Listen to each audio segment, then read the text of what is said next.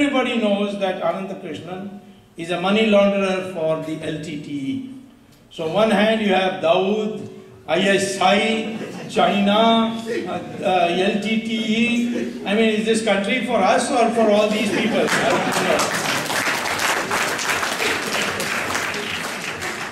know. So he's now caught on that. It's only a matter of time. And then 24th August, when my case comes, Chidambaram.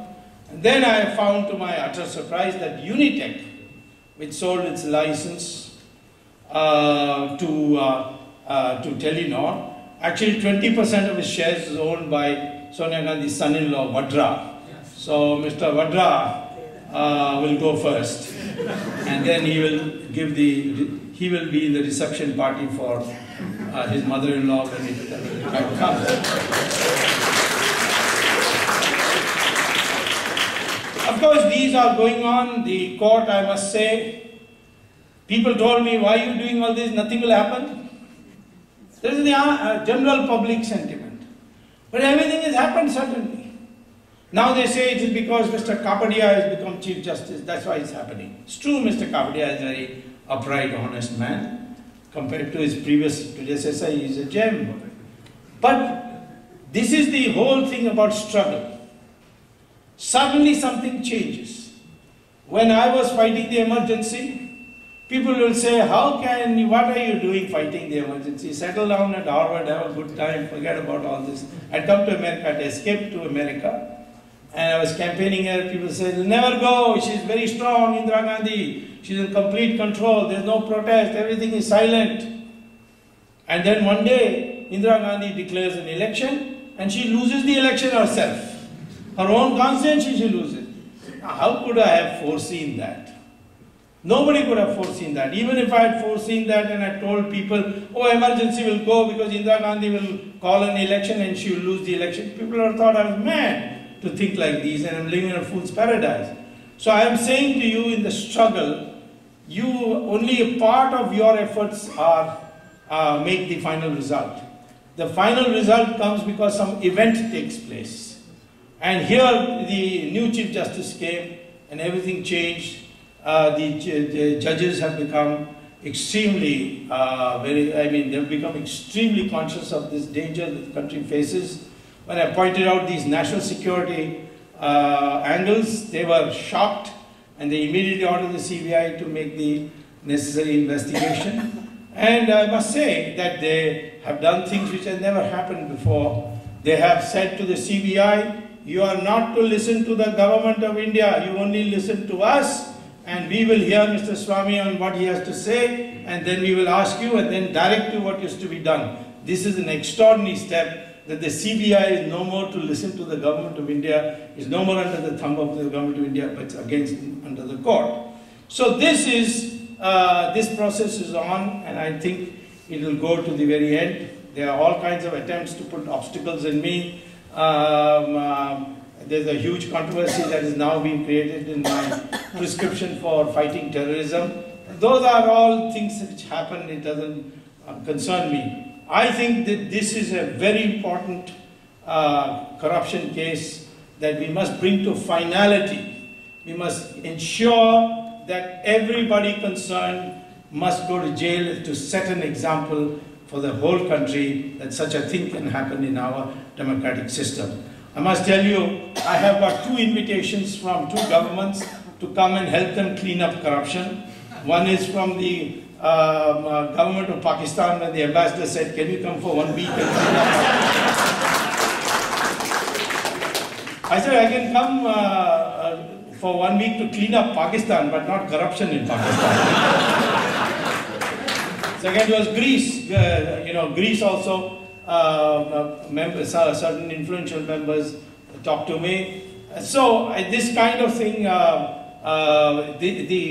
India's reputation has suddenly gone up because its democratic institutions are functioning as nowhere else in the world, leaving aside certain developed democratic countries, and bringing to book the most very important, highly placed people and sending them to jail. Today, Tihar jail is no more called Tihar jail, it's called Club Tihar.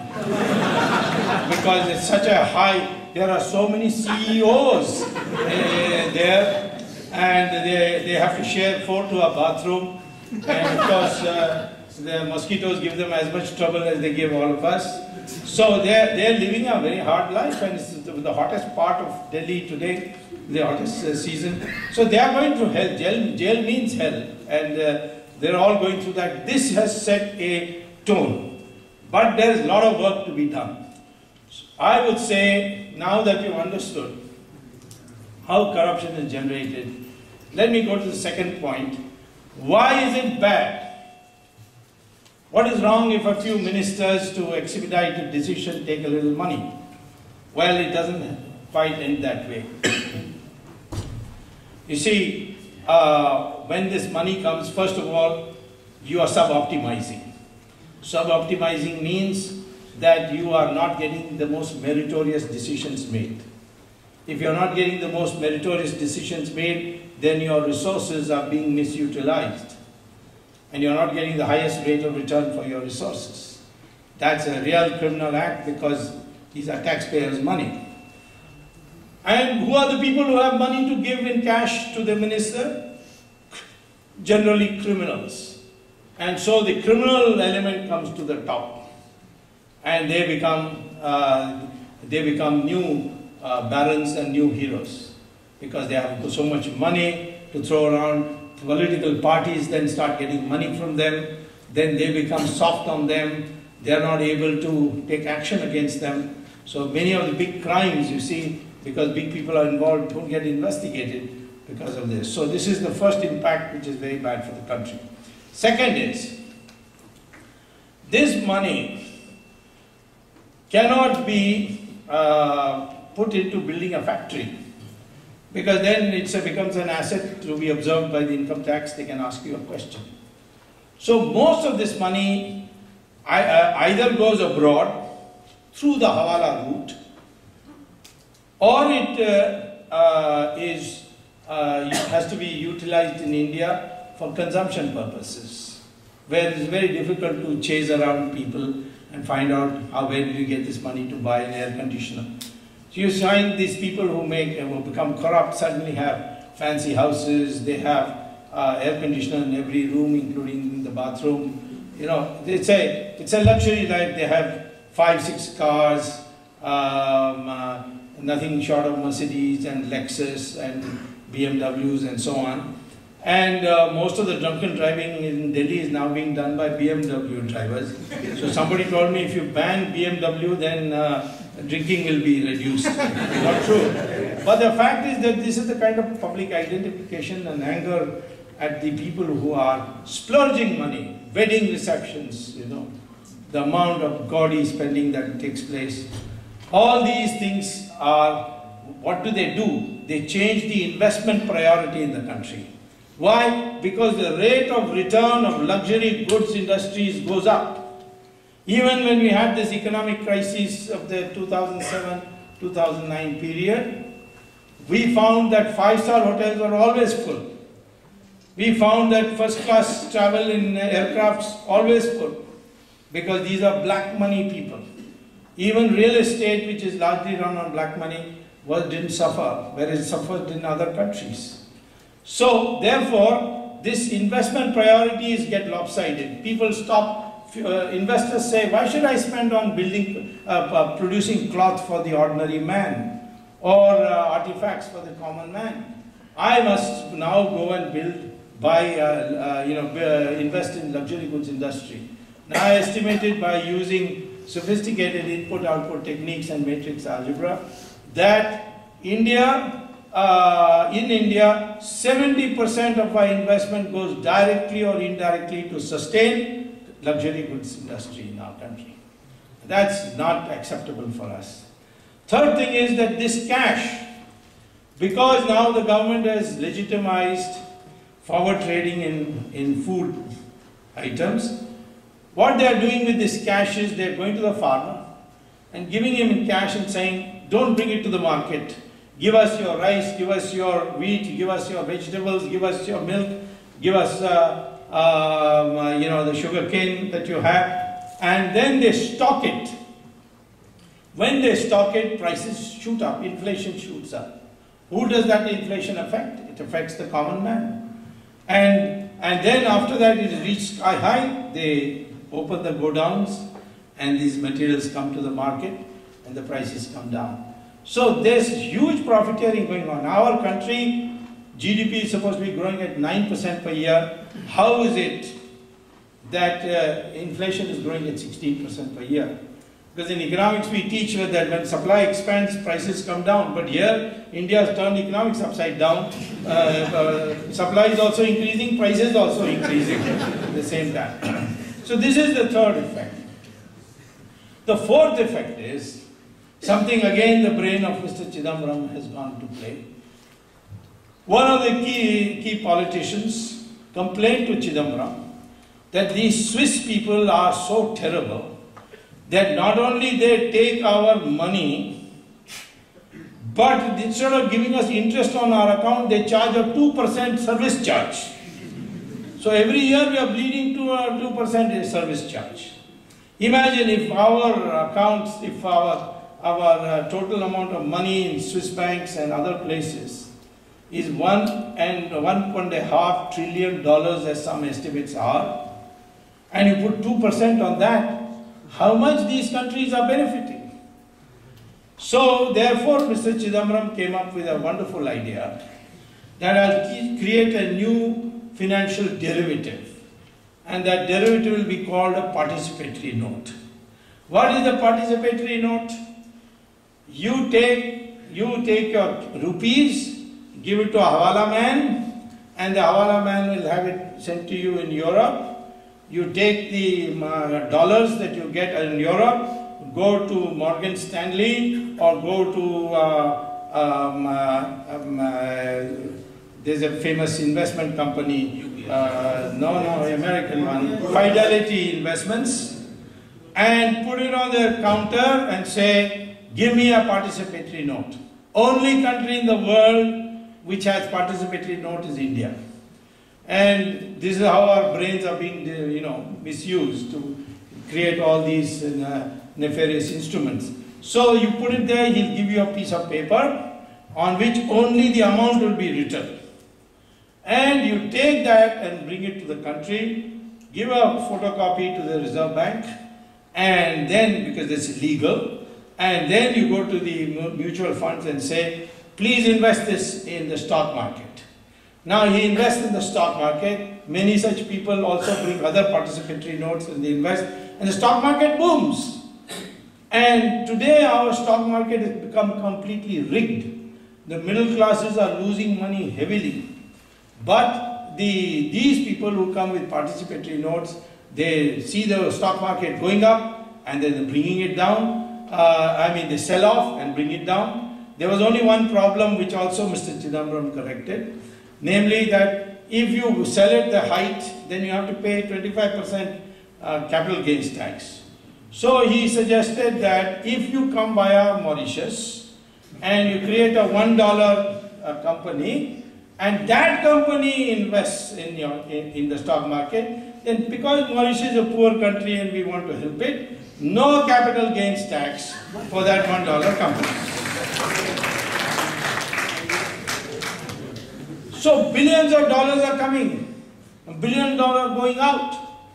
$61 billion came at one stage, and all this money is black money going out, round tripping via Mauritius and coming to India and rigging the stock market completely.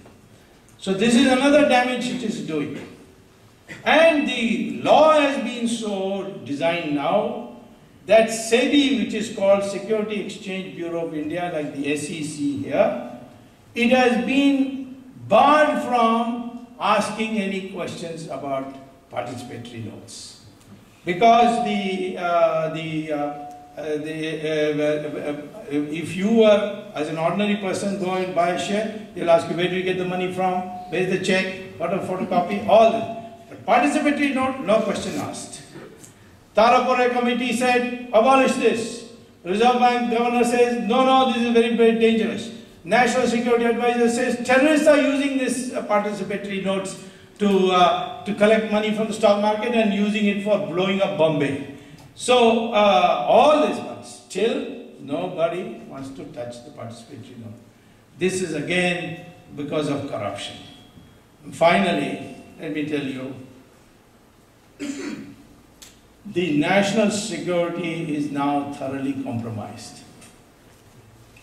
After all, when you get black money, you send it abroad, you send it through these Hawala people. Who are these Hawala people? They all have to keep a lot of foreign powers happy. If you want to send by Hawala to Dubai, then you have to keep Pakistan happy. Pakistan knows who has got our bank account, who has got foreign bank accounts. Other intelligence agencies also know who has got foreign bank accounts. They can blackmail your leaders, that we will expose you if you don't do this. This happened in this oil for food program of Saddam Hussein's matter also. Then you saw how Etisalat and Telenor have entered into our country when the Home Ministry advisory says don't let them come in any capacity anywhere. So national security is being compromised, terrorists are using these facilities, all kinds of things are happening, your economy is in the effect of corruption is enormous. And therefore don't ever think it's only between a politician and some businessman and the politician becoming rich. After all, he has to fight an election, so he has to earn some money. No, no, no, no. It is multi-dimensional effect on the economy. And if there's one problem which should receive our primary interest, it is this. Look at the government, instead of being supportive, how much they are opposing. The German government once found out that their officials were having illegal accounts in Liechtenstein. So they asked the Liechtenstein government to give us these accounts.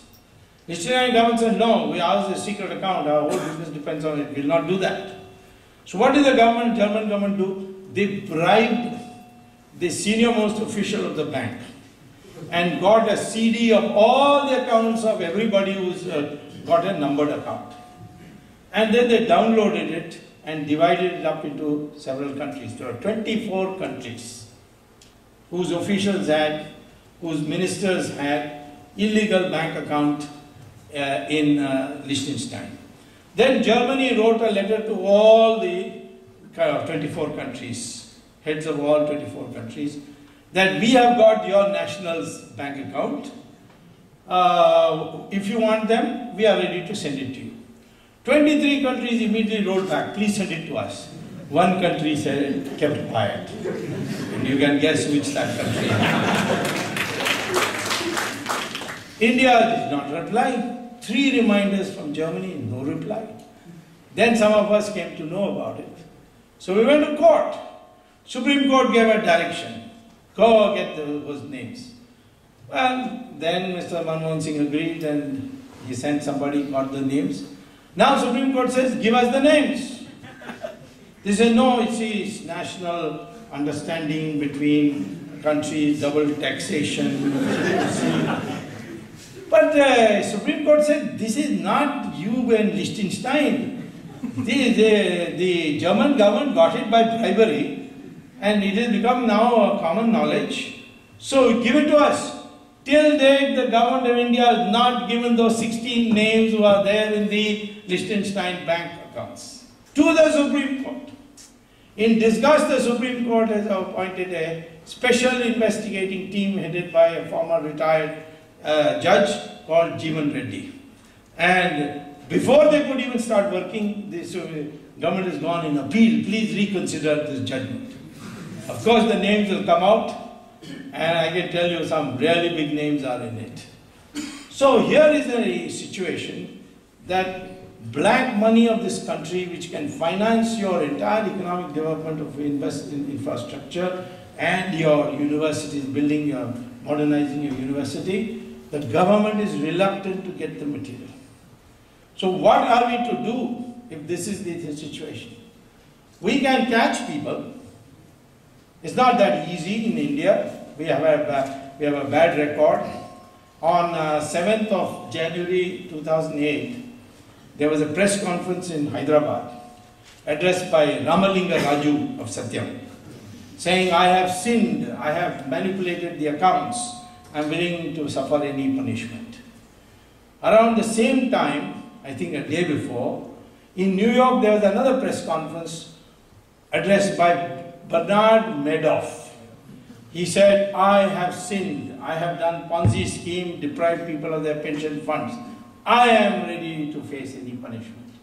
In 6 months' time, Bernard Madoff was convicted of 150 years prison term. And he's in jail now. And Ramalinga Raju is in air-conditioned hospital, lying, enjoying life.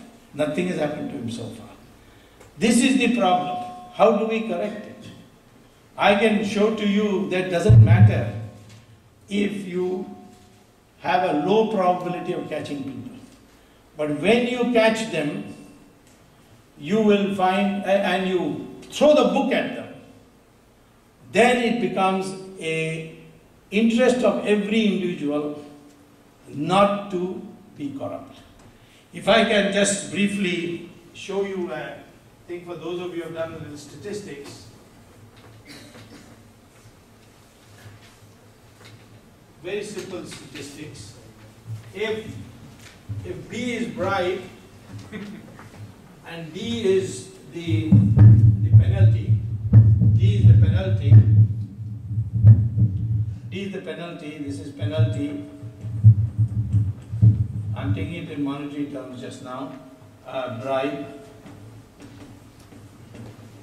And the probability of you being caught and made to pay a penalty is P. Therefore, the probability of not being caught and to enjoy your bribe is 1 minus P. And therefore, expected value is 1 minus P times B plus P times D. And D is negative, so I'll put it as 1 minus P times B plus, minus P absolute value of D.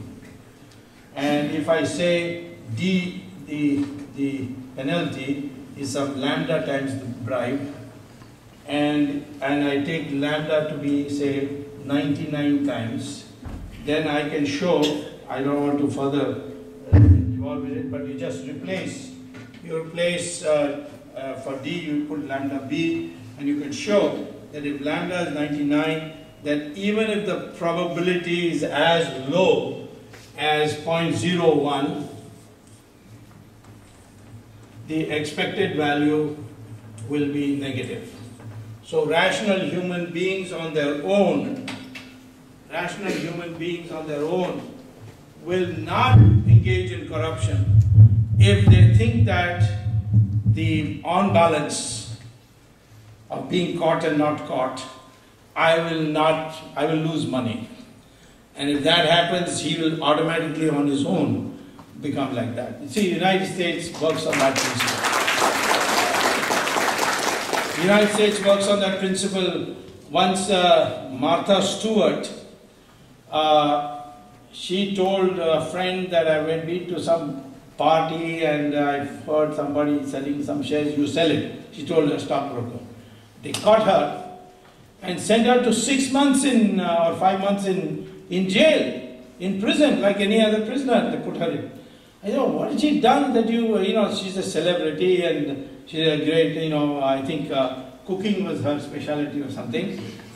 She was on TV all the time. And you put her in like this? They said, yes. If we catch, then we throw the book. So Madoff, 150 years.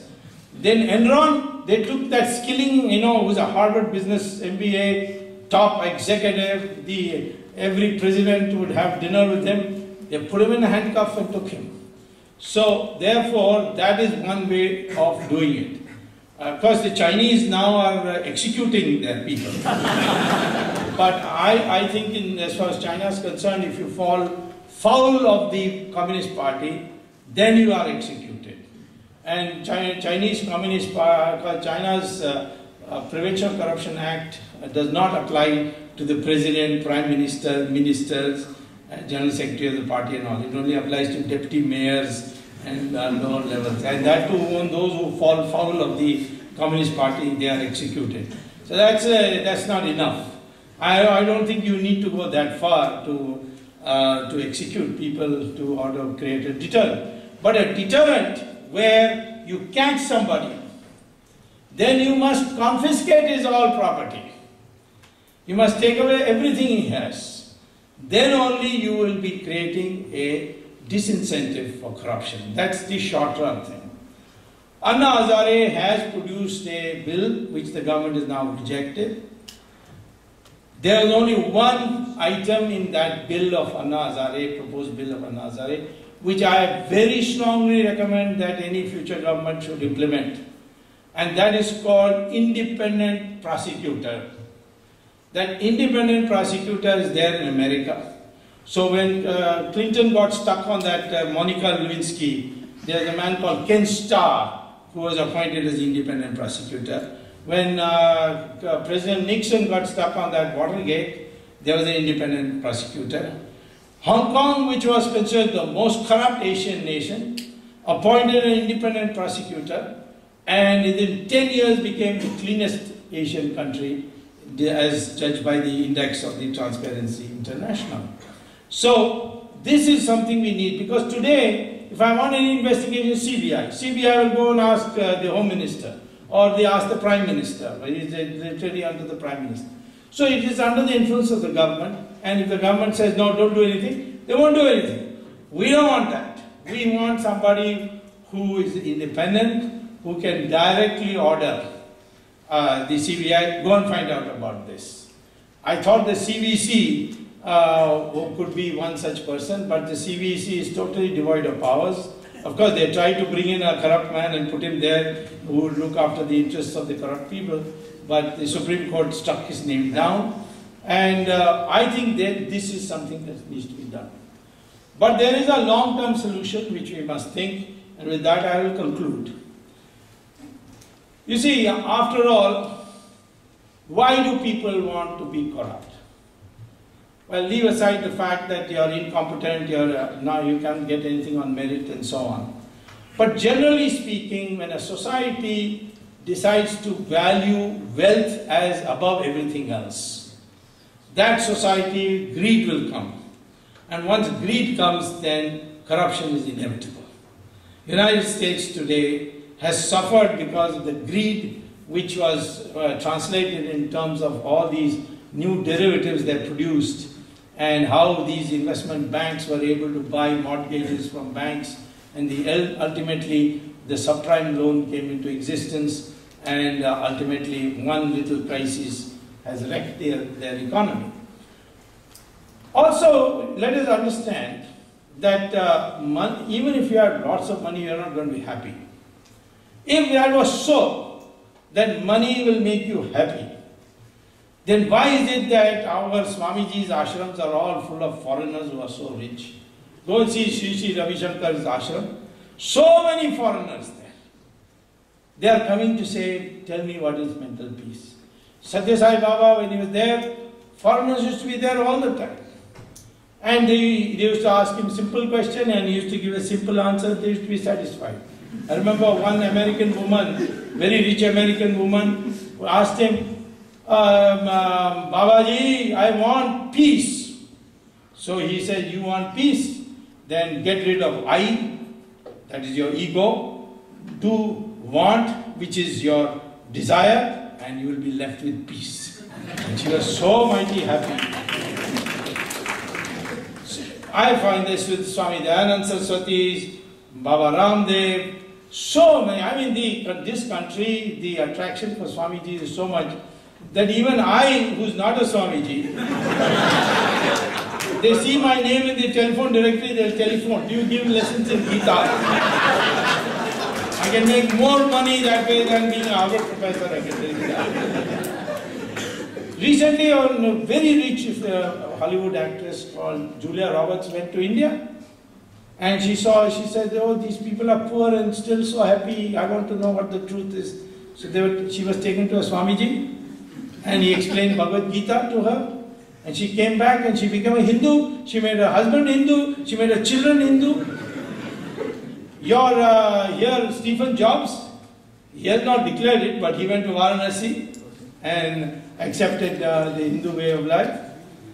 So many rich people in this country, they have also taken to our yoga. There are so many things. Yoga is supposed to give mental peace. They have taken to that. So, despite all this prosperity in this society, people don't seem to be happy. And this struck me first time when I came as a student long years ago to Harvard to get my PhD. And my classmate, an American, asked me, how did you Indian people accept Mahatma Gandhi as your leader? So I said, why not? You mean in America you will not accept him? He said, in America if he comes, we'll put him in jail for indecent exposure. That made me think, you know.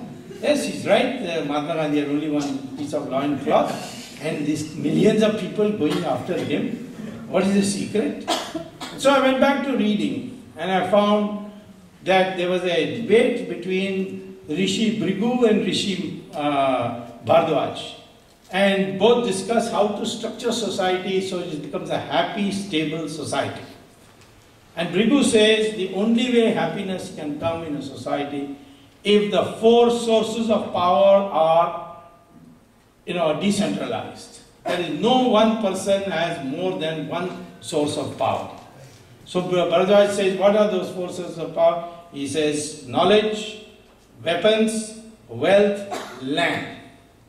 So naturally, he said that these four should be separated. Those who specialize in knowledge cannot have weapons,